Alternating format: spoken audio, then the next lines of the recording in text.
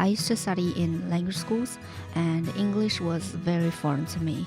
So we had music lessons to help children learn English, and that was the times it had changed me.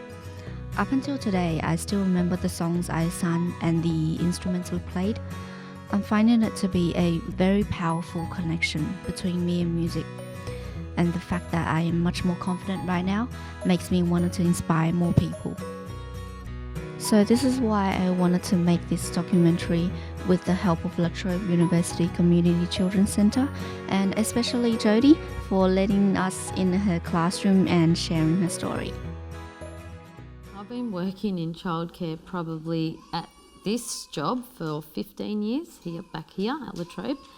And I had been working here for 10 years previously, so that's a long time, yeah. But since I've been working in this service and it's more multicultural and you try to make connections with children with their interests and even incorporating things from their languages, and music's always good to do that because we can resource music from their culture.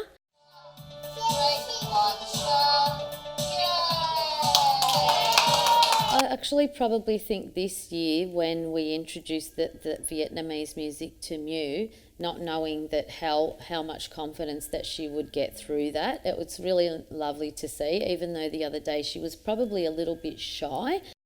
Children that only have a small amount of English, it helps them to develop English, but it also helps the other children to be aware of other languages and they're not maybe aware of what they're learning. Good job! Thank you, Mew. Many Aussie songs that we've learned, such as A Kookaburra Sits in the Old Gum Tree, helped me connect to my classmates and the Australian culture.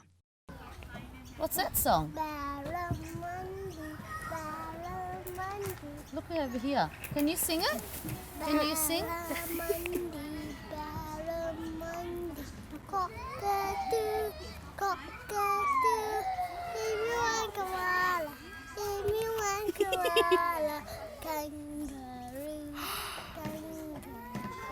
Wow! There's clever. More. There's a lot more.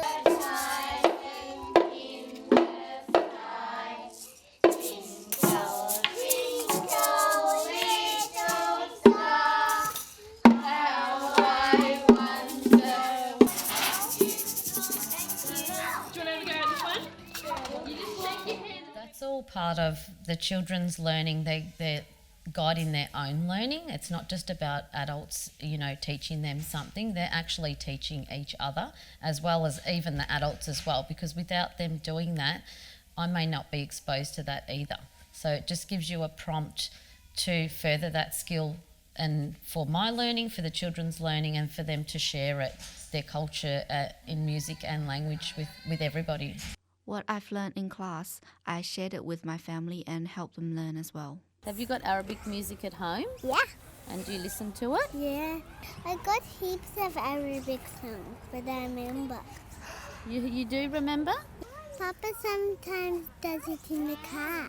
My dad likes the one called The Little Girl Who Loves Her Mama. That's a great one. Can you tell us anything about it? How does it go? Her mummy wants her to go to sleep. Yeah. But she keeps she keeps waking up and going to her mama. We always involve everybody in whichever way that they can participate in there, even if it's just, using an instrument, if they want to get up and dance. And so it just brings that connection for what they're comfortable doing, firstly, and then also it builds their self-confidence as well, and for them to participate more if they want to do that. It is very loud. That always happens. So everybody's got instruments in their room and they're accessible to the children at all times.